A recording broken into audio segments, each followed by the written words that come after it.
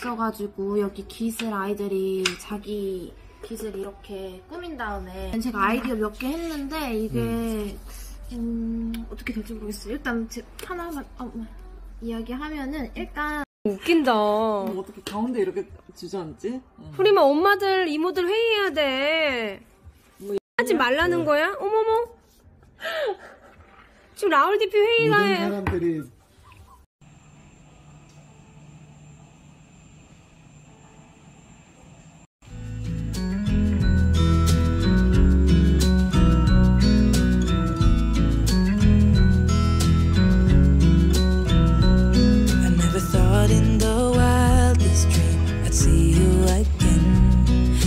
dreamed about nothing else other than you. I always thought I'd be waiting in vain, but suddenly there you were. Never thought it'd be easy to feel you in my arms, but now we're here and I'm all in, and I wonder about you, 'cause I can stay till the morning, stay till the dawn, but just hold me now. I wanna be so much better whenever you're around. I wanna say something clever to get in your mind, 'cause right now we're not together and I lose my mind. 네, 안녕하세요 여러분. 아트메신저 이소영 작가입니다. 오늘은 제가 오전에 도서관에서 강의를 했어요. 강의 주제는 처음 만나는 아트 컬렉팅이었습니다. 제 책 중에 하나죠. 모시고 싶어서 연락드렸는데 너무너무 바쁘신데 이렇게 저희 강의에 그런데 제가 강의 때마다 많이 듣는 질문이 3-4가지가 있는 것 같아요. 그래서 오늘 유튜브에 올려봐야겠다 싶어서 얼른 영상을 켰습니다. 일단 첫 번째는 왜 아트 메신저라는 닉네임을 쓰냐는 거예요. 근데 저는 제가 미술교육기관을 운영을 하는데 미술교육을 전 연령을 대상으로 합니다. 그래서 저희 회사는 삶을 위한 미술교육이 모토예요. 저 같은 경우에는 어린이를 위한 현대미술교육도 상당히 저희 회사에선 큰 파트고, 그래서 빅피시 아트라는 대치동에 오프라인 교육원이 있고, 또 뮤지엄 교육도 열심히 합니다. 그래서 조이 뮤지엄이라고 현재 하이디부어와 마이아트 뮤지엄과 함께 어린이 공식 뮤지엄 교육을 하고 있어요. 그리고 또 오늘처럼 오전에 어른들을 만나서 일반인 대상 강의도 하고 있고, 리아트 그라운드에서는 어른 대상, 컬렉터 대상, 현대미술 강의도 합니다. 제가 여러 곳에서 미술을 전달하는 일을 하다 보니까 미술 교육인이란 단어도 좋긴 한데, 미술을 전달할 때는 강의로도 전달할 수 있고, 이렇게 유튜브로도 전달할 수 있고, 인스타로도 전달할 수 있고, 블로그로도 전달할 수 있잖아요. 그래서 제 블로그 닉네임이 아트 메신저였고, 근데 그것을 그대로 유튜브로 가지고 와서 사용을 했기 때문에 이 아트 메신저라는 닉네임을 좀 여전히 사용을 하고 있습니다. 예전에 어떤 분이 너무 메신저 네이톤 같다고 했었는데 중간에 좀 바꿔볼까? 라는 생각도 없었던 건 아니지만, 초창기부터 제가 이 그리스 로마 신화의 신들의 전령사, 이 헤르메스에서 영감을 받아서 내가 어디에 살건 시간이 흐르건 미술을 전달하는 전달자의 삶으로 살아야겠다라고 스스로 저의 라이프 워크를 정해서 이 아트 메신저라는 이름은 앞으로도 계속 사용을 할 것 같습니다. 그런데 이 아트 메신저라는 이름 자체가 원래 있던 직업이 아니다 보니까 제가 만든 거잖아요. 근데 이게 상당히 좋은 게 좀 길을 헤맬 때 중심이 되어 주거든요. 나라는 사람은 많은 사람들에게 미술을 전달하는 일을 하기 때문에 이왕이면 어렵지 않고 아주 복잡한 것도 좀 더 쉽게 말할 수 있는 방법 없을까? 또 반대로 너무 가볍게 생각하는 것 같은데 다들 이런 것들을 좀 더 깊이 있게 전달할 수는 없을까? 그래서 저는 이 아트 메신저라는 닉네임 자체가 저한테 되게 중요한 잣대, 표지판 이런 것들이 되는 것 같아요.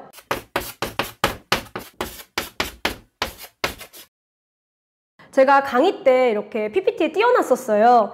여러분, 아트 컬렉팅은 뭐고 아트 재테크는 뭘까요? 이러면 많은 분들이 아트 컬렉팅은 순수하게 좋아서 하는 거고 아트 재테크는 목적이 투기래요. 이렇게 많이 대답을 하세요.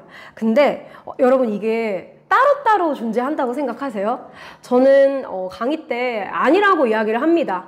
많은 분들이 아트 컬렉팅은 아주 순수한 활동이고 아트 재테크는 목적이 있고 투기성이 있는 활동이라고 생각을 하는데 대부분의 컬렉터들이 본인이 어떤 작품을 보면 좋아서 삽니다.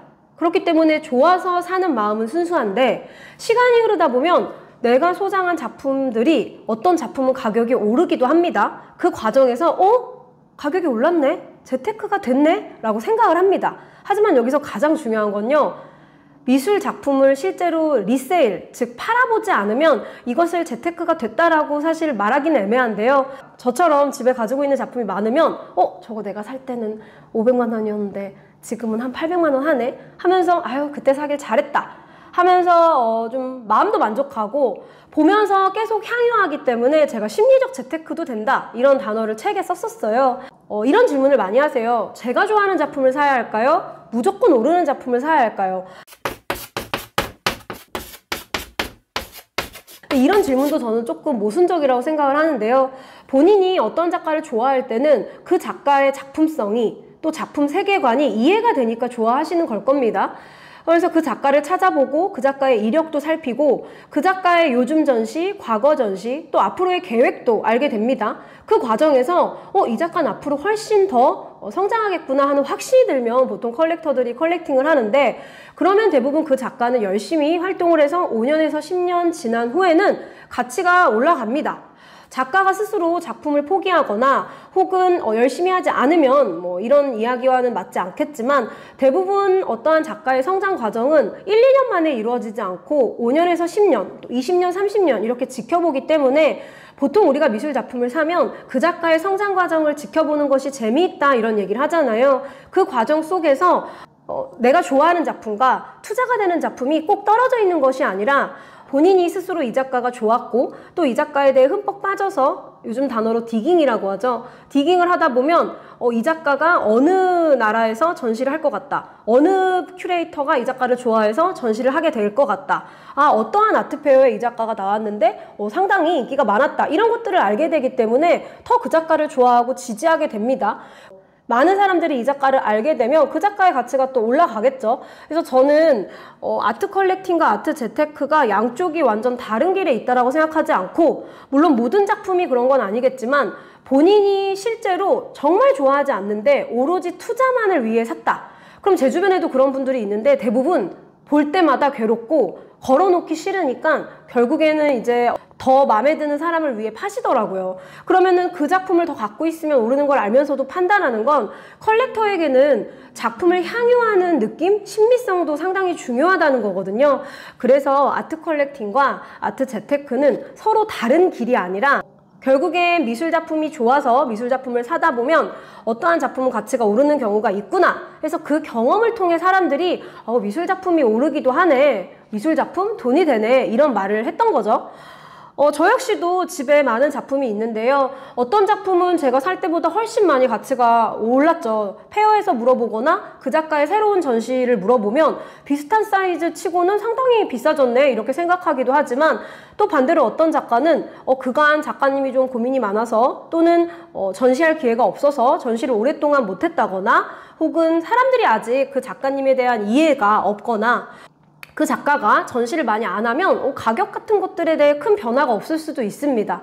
따라서 아트 컬렉팅과 아트 재테크는 서로 다른 양쪽 길의 끝에 있는 것이 아니라 대부분의 컬렉터들은 오로지 투기만으로도 절대 미술 작품을 사는 분들이 많이 없고 대부분 작가가 좋고 작품을 보면 와 이거 진짜 너무 멋있다, 너무 나에게 영감을 줬어 이런 과정 속에서 이제 컬렉팅을 하게 됩니다. 이 영상을 보시는 분들 중에서 속으로 난 아닌데 난 무조건 오르는 것만 사는데 이런 분들도 있을 수도 있겠어요. 근데 사실 저는 주식과 비교를 해본다면 어떠한 분이 주식을 상당히 좋아하고 주식을 믿고 주식을 상당히 전문적으로 하더라도 그분이 선택하는 모든 주식이 다 100% 다 오르냐? 그런 일은 쉽지 않다라고 보거든요. 그래서 이 영상을 보는 많은 초보분들이 아트 컬렉팅과 아트 재테크는 전혀 다른 이야기가 아니라 너무 목적을 가지고 접근하는 것이 아트 재테크성이 있는 건데 사실은 아트 컬렉팅을 하다 보면 가치가 오르는 작품들이 참 많구나 이렇게 느끼시면 더 좀 편하게 아트 컬렉팅을 받아들이실 것 같아요. 두 번째는 아트 컬렉팅 강의에서는 무엇을 배우나요?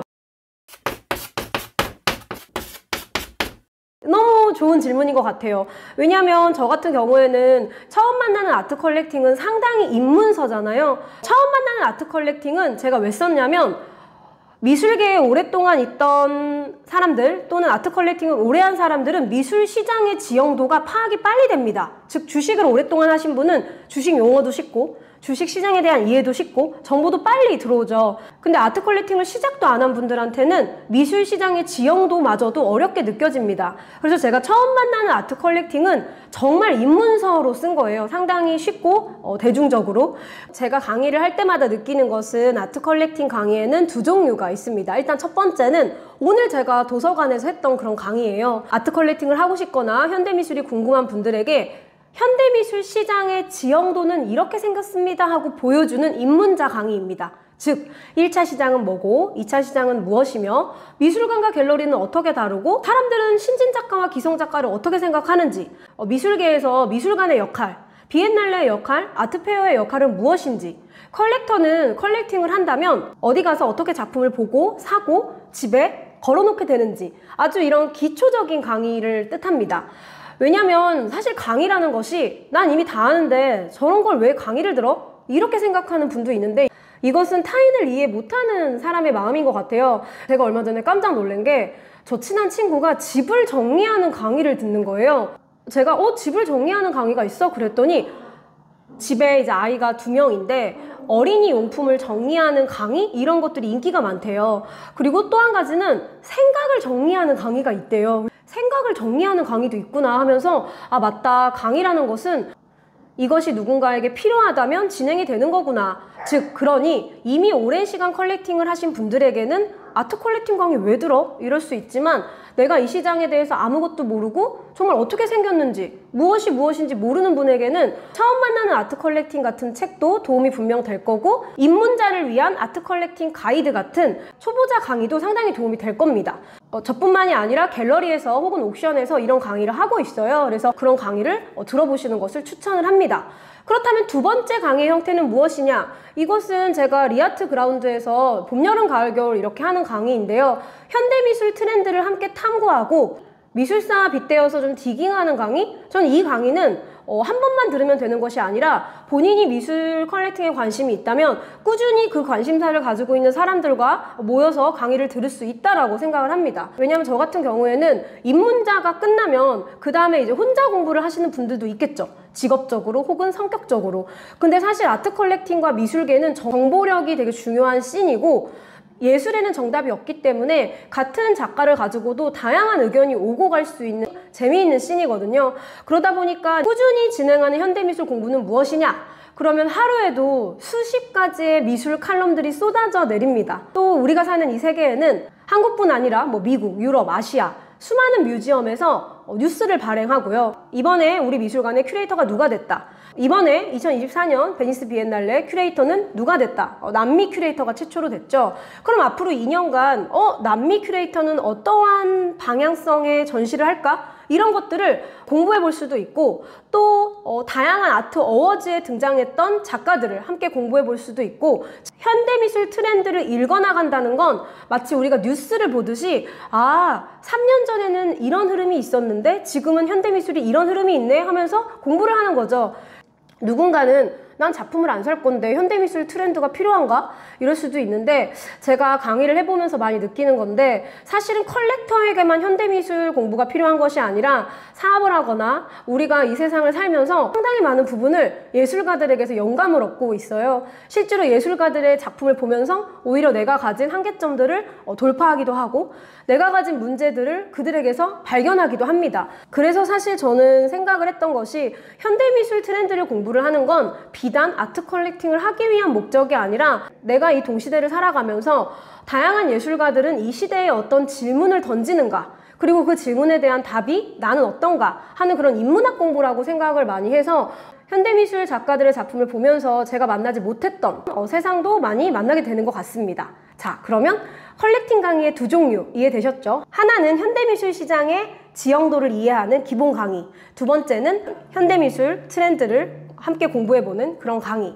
그래서 어떤 분들에게는 나는 아트 컬렉팅 강의 필요 없어 이러겠지만 또 어떤 분들에게는 나는 꾸준히 듣는 게 좋아. 본인이 알아서 선택을 하시면 됩니다. 자, 마지막입니다. 아트 컬렉터도 직업이 될 수 있나요? 여러분 어떻게 생각하세요? 아트 컬렉터가 직업이 될 수 있을까요? 제 생각에는 제가 여기 좀 적었는데 아트 컬렉팅이 직업인 사람은 없는 것 같습니다. 제 주변에.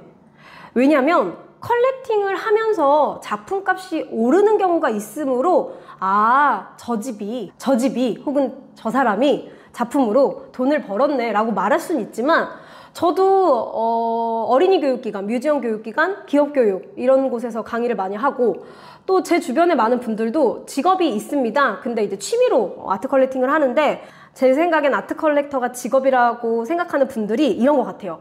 본인이 작품을 샀는데 이것을 아주 빠르게 사고 팔면서 시세 차익을 노리는 거죠.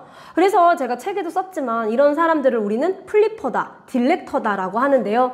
사실 이것도 정말 힘든 일입니다. 본인의 본업을 하지 못하고 계속 이번 달에 산 걸 다음 달에 팔고 다음 달에 산 걸 다다음 달에 팔고 이거는 24시간 이것만 봐야 돼요.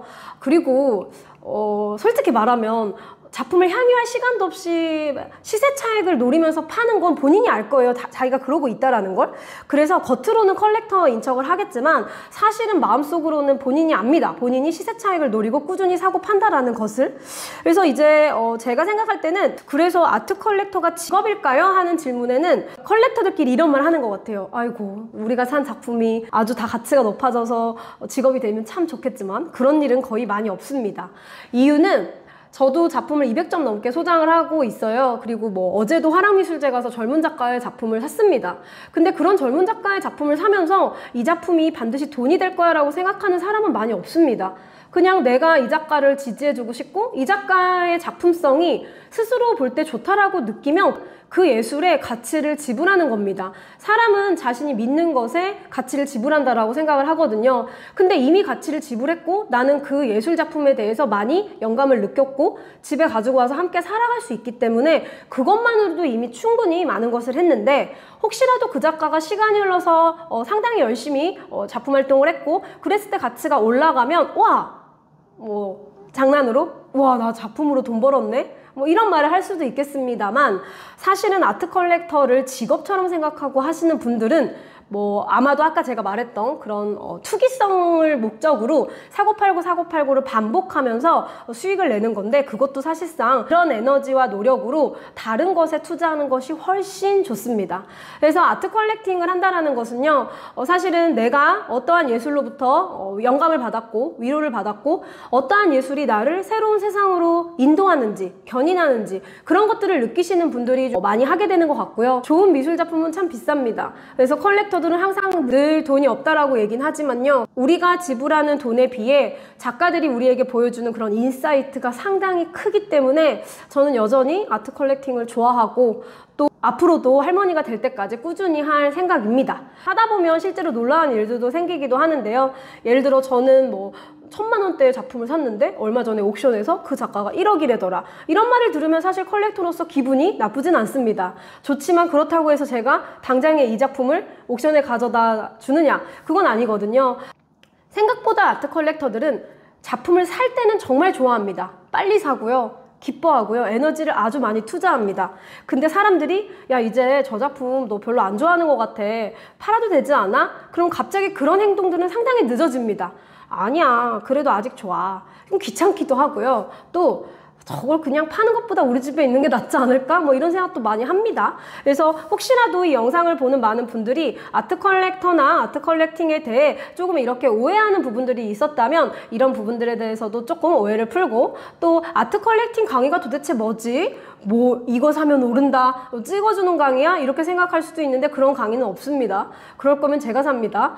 하지만 트렌드를 읽다 보면 어떠한 작가들이 앞으로 더 많이 미술관이나 미술시장에서 보여줄 기회가 많겠다 하고 어느 정도의 흐름 같은 것들은 꾸준히 예측을 해나가면서 좋은 갤러리들을 많이 만나게 되겠죠. 좋은 갤러리나 좋은 작가들이 어떤 작가들인지 보는 눈이 좀 더 생기겠죠. 저는 앞으로도 제가 쓴 많은 책들로 여러분들을 유튜브에서도 만날 거고 블로그나 인스타에서도 만날 거고 지역 도서관 혹은 기업에서도 만날 수 있습니다.